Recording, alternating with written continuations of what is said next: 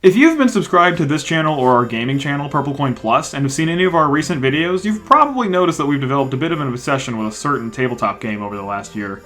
That's because on April 1st, 2023, we started playing Dungeons & Dragons and have pretty much played almost every week since. It's been a wild ride and we've had a ton of fun, so today, to commemorate the thing that's changed and taken over our lives for the better part of a whole year, we wanted to make a video telling a bit of the story and sharing the highlights from our experience with the campaign we've been playing. It all starts with this bird guy, Logan's character, an Aarakocra named Valaki, aka Legally Distinct Rivali, standing on the outskirts of a forest on the coast of a northern city called Meza. While he's scouting the area for potential poachers, he stumbles across a small pale man. He wakes him up and questions him, and the man reveals himself to be an Azamir called Navir. He doesn't know why he's here, but he says he wants to see the stars. Both of them are distracted by the announcement of a circus performing tonight in the nearby town. They make their way to the circus tent to check it out and pass a gold dragonborn, Zach's character, Tazeth, on the way. They sit down and enjoy the show as an elf woman creeps around the back, seemingly looking for something. Suddenly, the show goes awry and zombie-like creatures attack as a performer is snatched by a frog-like beast used in the circus wielding a strange orb. The elf, an Eladrin named Emery, and the dragonborn mentioned before, after helping to defeat the zombies, begin asking if anyone saw where the orb was taken. The guards assign the four of them to hunt down the beast and retrieve the girl. Tazeth, using his strange connection to the orb, guided the newly formed party to a cave where they found the girl lying under a glistening golden tree. She was holding the orb, which Emery proceeded to nab and booked out of the cave alone. Tazeth chased after her while Valaki, being the only one without dark vision, had been guided out of the cave. Emery just left. Well, at least Tazeth is still here. Yeah, wait, no, he's gone too. Emery had stolen the carriage used to get the group to the cave, so the rest of us had to walk all the way back to Meza. When we got there, Tazeth told the guards that Emery kidnapped the girl and stole our carriage, so we all needed horses to catch up to her. They gave us horses and sent us on our way, but before we left, an elven woman named Ajax asked to join our heroic mission, not knowing we had totally lied. Valaki spoke to the wild birds, and they said they saw a red-headed elf heading towards the capital city, Ephesus. Once we all arrived there, we found Emery in the local tavern where we made her explain why she betrayed us. She said that a man named Eric freed her from unpaid labor, but in exchange she would carry out missions for him for money, and this time he wanted the orb. She took us all to meet him, and he said he would give us the orb and no longer make requests of Emery if we carried out one last mission for him. He wanted us to go to a town called Signy and retrieve some goods for him. After agreeing, we did some shopping and made our way to the coast where we would take a boat to the icy town of Signy. After settling in, we met with the town guard, where we would recruit and escort a satyr named Juniper. We had her safely lead us to the spot Eric showed us on our map, avoiding what she called Bone Devils, where we would receive the cargo being unloaded, which was people. Without hesitation, we waited for the bad guys to get back on the ship before promptly burning it down with Tazeth's fire breath and crudely made Molotovs. We escorted the unpaid workers back to Signy in carts after being chased by vampire wolves. We still don't know what that's about. Where we had the town's guard assist them in being relocated or given shelter. With the day saved, we all returned to Ephesus to confront Eric once more, before falling into a trap, being stripped of any armor and weapons, and being forced to fight in an arena, one-on-one against other unfortunate souls until each of us was knocked out. When we all came to, Eric appeared before us outside of a cell that we had all been dragged into, congratulating us on the number of wins. He said he would let us go for now, but we owe him now. Most of us were like, yeah, whatever. As we were leaving, we found a pile of confiscated magic stuff, and so we confiscated it for ourselves, including a pair of sending stones so we could contact anyone we knew twice per day. Outside, Tazeth told us it would be better if we let him go back off on his own. We told him that he has to at least stick around and help us recover the girl. He went on to explain that he was possessed by a demon and a danger to those around him, having, erased his family after blacking out to it years ago. We weren't going to let him get off that easily, though. Navir charmed him and got him to follow along with us for now. Next, we went all the way back to the cave and found the girl who we brought back to Meza. When we got there, the guards were like, "What took you so long?" And we were like, "We got roped into this evil operation, ended up fighting in an arena, and..." don't care! And then they arrested Emery for kidnapping. We used the stones to make a plan to bust her out, but she ended up escaping on her own and chewed us all out for lying about her before we quickly fled the city. We stopped to rest in some nearby woods when suddenly a dense fog fell over us. Thus began...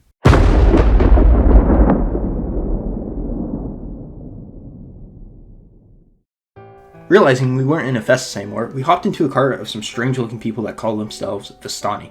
They told us that all roads lead to Barovia and to avoid the fog, but they had some magic elixirs to help combat it, so we all, but Tazeth, bought some. We got scammed. We ended up in a town called Barovia. It was an impoverished wasteland. After chatting with the locals, we ended up at a church where we met Ismark and Irina. We helped them bury their dead and then got attacked by werewolves. After narrowly surviving, a man knocked out the door and introduced himself as Strahd von Zarevich. He asked to take Irina, and we were like, no, and he was like, "Were the werewolves not enough? I am a vampire lord! What do you mean, no?" After giving him the bird, he left us with a warning that he would be watching. Ismark asked if we would take Irina somewhere safe, far from here, and we agreed, so we made our way to a town called Valaki, but before we left, we encountered an old woman trying to abduct a child. We intervened, and she gave Falcali a sentient shield for free. I love you. Well, that's not creepy. I'm sure there'll be absolutely zero consequences from this. On our way to Valaki, we stopped at a Vistani camp where we were told to meet a fortune teller named Madame Ava. She gave us a reading telling us of a magic weapon where we will inevitably fight Strahd, and the name of, oh look, a magic weapon!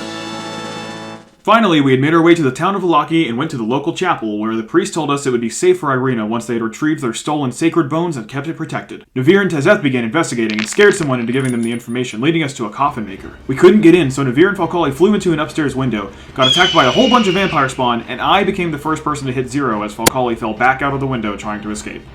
Navir got him healed up, and Tazeth had already busted down the door and drug out the man inside, who was revealed to have taken the bones to give to Strahd, which would allow him and the other spawn to get into the town freely. While Falcali went to take a nap, the rest of the party returned the bones and gathered the local militia to return to the coffin makers and destroy all the vampires. As Falcali slept, he had a vision of meeting Strahd, where he was offered safety for himself and his crew in exchange for ensuring that Irina came to his castle, Ravenloft. He took the deal, unbeknownst to the rest of the party, as they returned and settled in at the tavern. All together again, we learned that the town was getting ready to throw a festival, but all the citizens were on edge because this always involves sending soldiers out to slay vampires and werewolves. Apparently, some of the townsfolk went into this event, but everyone is too scared to say something in fear of the town's mayor, or burgomaster, or as we like to call him, the burgomaster, as he has protesters arrested. We figured we would wait and see what the Sun Festival is all about.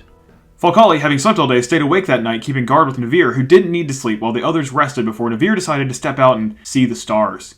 He never came back. The next morning, we used the Sending Stone to try to contact Navir, but all we got was an answer from Strahd, who said he would be back soon. With no choice but to believe him, we continued about our business, leading us to a nearby lake where we witnessed a fisherman tossing a struggling bag into the water. Without hesitation, Imri leapt in to pull the bag out, discovering a little girl inside, leading Tazeth to the fisherman in an instant. As we left to return the young girl home, we bumped into a hooded figure who was revealed to be Navir, but now with sharp fangs. We took the girl to a different Vistani camp where we dropped her off with her father before we also learned that a group of Dusk Elves lived among them, one of which told us about a temple where Strahd gained his powers. After a few days, it was time for the Sun Festival, but it wasn't very sunny as a downpour washed over the town. Tazeth used his fire breath to help light the giant wicker representation of the sun in the middle of the town. As the fire reignites, Strahd suddenly appears before us and issues a warning about meddling with the Vistani and his vampire spawn before proceeding to flame broil the burgomaster in his own grill. Strahd vanishes as the citizens disperse and we took off to the Bone Grinder's mill. Once we arrive, we knock on the door and it's the old lady that gave Valcali a shield. She offers us pies and Ajax eats one, instantly falling asleep. The rest of us politely decline before we're invited inside. Once inside, Tazeth and Navir slink away to investigate before Falcali is asked to return outside. Imri and Irina accompany the hag while Falcali sits with the sleeping Ajax. Soon after, Tazeth and Navir show back up with a message. The pies' children. Apparently, the pie Ajax ate was made from kidnapped kids, and the pair found the rest of the supply. Just after learning that, Imri and Irina burst outside covered in blood and symbols. I can explain. They had magic now from joining Morgantha's coven by deleting her daughters. Tazeth repeated, the pies' kids, and busted back inside to slay the hag and free the kids. Suddenly, we woke up with Imri standing over us. Apparently, Morgantha confessed to making the pies from children, and Tazeth struck her out of anger. But she simply cast a sleep spell which worked on everyone but Imri, and she rolled high enough on persuasion to convince her that we'd leave her alone. Morgantha left, saying that we'd better be gone when she gets back. We freed the kids quickly and dumped them at a church in Valaki, but not before Imri stole a flying broom from the hag's hut. While at the tavern to plan our next move, the bartender told us they were running out of wine, so we decided to go get more from the local winery. As we approached, we bumped into the owner who said their crops were dying and the winery had been overtaken by druids and tree blights. We agreed to help and proceeded to fight them all off for what felt like 8 hours, but was only actually like 3 minutes. The owner thanked us and told us of a gemstone that could restore their crops, which was taken by a witch, which we agreed to get back for them. We gathered some barrels of wine and returned them to Valaki. That night, we celebrated with drinks and Imri stole one of Falcali's feathers and ran off with it. Determined to get back, he followed her, and things escalated before he ran back downstairs and said, Shield's haunted. What? Shield's haunted. Valkali's shield had attacked Emery in jealousy, and Navir used Remove Curse to stop it, which caused it to explode and Morgantha the two appear in its place like it was some kind of Horcrux. It wasn't ideal to fight her in the taverns, but this time we were able to beat her. The next day, we grabbed more barrels of wine to deliver to our next location, Kresk.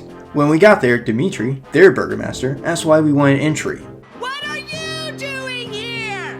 We have wine for you! You're gonna have to speak up! We have wine for you! What? We have wine for... We have wine... We have wine for... We... After we got in, he thanked us for the wine and shared that it would help him as the family had just recently lost their son. He then noticed Ajax's condition from eating the pie and suggested we go to a sacred pool that could heal their restlessness. Ajax took a soak and started to feel better when suddenly we heard a voice call for Tatiana, Irina's past name. We prepared for a fight as a hand emerged from the water. We destroyed the hand and held Irina back while she screamed out for Sergei, the brother Strahd had murdered, the one whom Tatiana loved. We quietly walked back into town where the abbot had just revived Dimitri's son in exchange for his wife's wedding dress. He told us we should come visit him soon, so after we rested for the night, we scaled the mountain the next day to meet with him. He revealed himself to be the son of the god of the sun, showing off his brilliant form as Valaki especially stared in awe while Emery had the existential crisis of her life. We were suddenly like, wait, aren't vampires like weak to the sun? Yes. And your dad is the god of the sun. Yes. Why isn't he helping? The abbot went on to explain that part of this land's curse is that no one inside can escape, but no one outside, including the gods, can hear you. He told us, don't worry though, I have a plan, and showed us why he needed Dimitri's wife's dress. He was, building a wife for Strahd in hopes it would get his mind off of Irina, and yeah, that pretty much looks exactly how it sounds. We were like, good idea, but we're gonna stick to our own plan.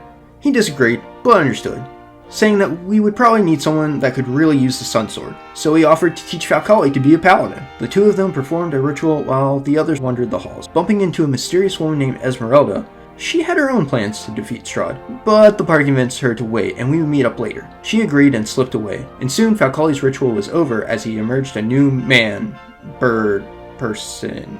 Before we left, the abbot promised to be our ally and aid us however he could, but still within reason. We thanked him and decided it was time to go find ourselves the crystal! The party found ourselves in an abandoned town called Berez, where we had heard about a witch named Baba Lysaga, or who we like to call Baba Lasagna. Miss Lasagna lived inside of a tree with a giant floating skull next to it, so we had Emery make our Dragonborn big and sent him crashing through the tree. Lasagna, being nearly crushed to death in an instant, began spamming big AoE moves like Cloud Kill because she had no idea what was going on. She made a break for her flying skull and got into the air, but Valkali was like, nuh-uh, and flew up to it, plunging the sun sword directly in, lighting the whole thing up as it crashed to the ground. He went through her things but didn't find the gem, so we had to dig through the nearby piles of rubble from the tree that Tazeth had exploded. We finally found it, so we were now ready to restore the winery's crops. We got back on the road to return the crystal when we received a mysterious letter. It had Strahd's signature on it. He was throwing a dinner party, and we were being invited. We arrived at Strahd's manor where the butler, Rahadin, greeted us. He led us to the dining room as the final preparations were being made for the dinner. When we walked in, we saw lots of familiar faces. Ismark, Irina's brother, the burgomaster of Kresk, the abbot, and Esmeralda, among others. Strahd greeted all of us and sat at the head of the table, along with 3 women and a man he had brought in with him. He introduced us to his wives and Escher. The most beautiful man in the world. None of us were really sure what that was about, but good for him. Strahd then began to give us his tragic backstory about traveling from a neighboring kingdom, fighting his brother, and becoming cursed to stay here in Barovia, before opening himself to the table for questions and conversation. Most had little to say, and some said a lot, but luckily he's pretty good at deflection. Next, he said he had some gifts for us. He handed out a Coin of Resurrection to Ajax, a burning crossbow to Emery, a potion of memory loss to Tazeth so he could forget his sad backstory, and to Valaki, he thanked greatly for bringing Irina before handing him a runic sword with terrible power. This revelation led many of the guests to cause an uproar, and the rest of the party to question Valkali's loyalty. Most of the guests stormed out, declaring if they ever saw any of us again, it was on sight. Tazeth ran after Esmeralda to convince her that Valaki had made the decision alone and still had intentions to defeat Strahd, when they looked up and saw Esmeralda's teacher, Rudolf von Richten, strung up as an apparent warning.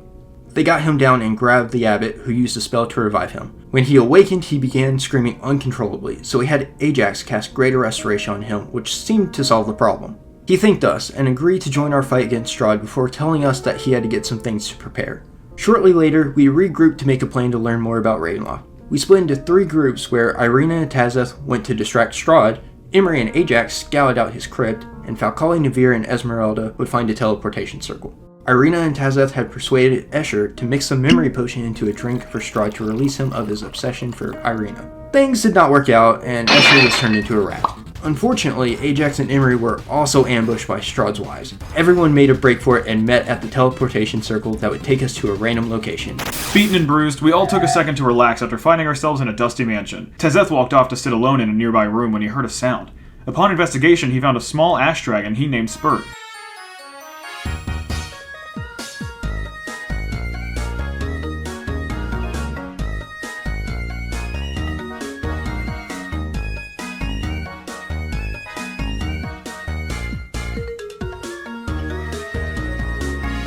So our party now had a pet, and eventually a powerful ally. Next, we recalled the secret to Strahd's power was supposedly within this amber temple, so we made our way there, and once inside we met with a strange old man who seemed to live inside of a statue. He wasn't happy that we had trespassed, so we made short work of him and trespassed further. Further in, we had more encounters. Few wizards, some rats, and worst of all, amber golems. We had been able to defeat each of them, though not without some damage to ourselves. After a while, we had finally made it to the lowest floor of the temple, where we discovered ancient tombs that promised us powers at a cost. Emery made a deal that gained her a powerful spell that if used too much would cost her life. Valaki gained intense strength with the feeling of being better than everyone else, and Tazeth grew skeletal wings that allowed him to fly, only he had to eat dirt and bones daily to survive. Once to the very last room, we found the tomb that had given Strahd vampirism. It had a riddle which needed to be solved to complete the pact, and it seemed Strahd had figured it out. At this point, we felt we had done all we could except finalize our plan of attack, so it was back to Valaki to decide how to finish this. When we arrived back at the tavern, there was a surprising reunion as we heard music echoing from the bar. Juniper, the satyr bard from Signy, had found herself here after riding in a cart with some Vistani that had told her about a group of adventurers that sounded like the people that she had helped a few weeks ago. She was excited to be right and told us she'd like to join us in our battle against the vampire lord. We asked if she knew what she was signing up for, but it didn't really seem to matter to her because she thought it sounded fun. Now with one more ally, it was time to get down to business. We decided to call in favors from everyone we had helped to launch a full-on raid on Castle Ravenloft. We realized that with Spurt being an ashen dragon, that he could grow if he consumed more ash, so we had him burn down the forest of Perez to increase his size exponentially. The were-ravens from the winery and dusk elves from Valaki would storm the front, while Esmeralda and Von Richten made their way inside to fight Rahadin and the wives, after the giant Spurt had attacked the castle from the skies. With all the commotion, the rest of us would slip in and sneak into Strahd's chambers, where the 7 of us would face off with Strahd alone. Strahd had prepared though, brandishing a sword that had the ability to instantly vanquish the soul of someone unfortunate enough to be dealt a critical blow. Tazeth, Valaki, and Irina made their way in as Juniper and Emery attacked from afar, with Ajax and Navir supporting with buffs and spells. The fight was still tough, but Strahd was no match for all of us. Irina dealt the final blow with help from Tazeth, and the 2 of them felt a third presence offer assistance in finishing the job. We had learned before that even this wouldn't be enough, however, and his body would reform in his coffin nearby. We quickly made our way there, and Valaki and Irina used the stake given to them by Esmeralda to pierce the vampire in his tomb, as the rest of the party chanted an incantation designed to set Strahd's soul free of the curse. A bright glow filled the room, and as it faded, the air felt clearer. The mist was gone. This world was saved, and everything could finally go back to normal. We could go home. But not before we throw a sick party in this huge castle! The next morning, we were just about to depart when Sergei appeared and asked Irina to go off to be with him. It was a bittersweet moment, but we knew our paths were separating anyway, and we would surely meet again someday. The 2 of them vanished, and we walked out into the woods with our home plan in mind. When we opened our eyes again, we were back at our campsite in the woods just outside of Mesa, like nothing had happened at all. The sun was shining bright, and we were finally home. The end. If you liked that video, please tell us in the comments below or give us a like and subscribe.